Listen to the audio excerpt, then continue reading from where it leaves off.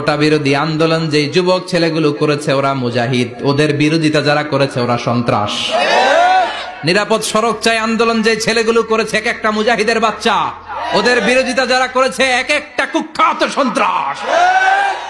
ওই যুবকদেরকে কিয়ামতের ময়দানে আরশের নিচে ছায়া দিবে কে? আল্লাহ। আমরা প্রত্যেকের জন্য হেদায়েতের দোয়া করি প্রথমে। আর যদি হেদায়েত নসিবে না থাকে, কারুন, সাদ্দাত, নমরুদ আর ফেরাউনের যে দশা হয়েছে, বাংলার জমিনের ইসলাম বিরোধী এই বেহায়াদের ওই দশা আল্লাহ তুমি করে দাও। আমি কখনো হারি না, আমি হয় জিতি নয় শিখি, এরকম একটা অ্যাটিটিউড রাখবেন যে শিখতে আমাকে হবেই, কিন্তু হেরে যাব না আমরা। চিল্লায় বলেন ঠিক কিনা?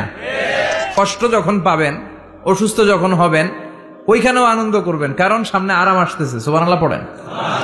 মুমিনের হারাবার কিছু নাই, দুঃখ পাওয়ার কিছু নাই। মুমিন অসুস্থ হলে অসুস্থতার মাধ্যমে তার গুনাহ ঝরে যায়, সে আল্লাহর কাছে প্রিয় হয়ে ওঠে। তা আমাদেরকে কেউ হারাইতে পারে? কথা বলেন, আমাদের কেউ ভয় দেখাইতে পারে?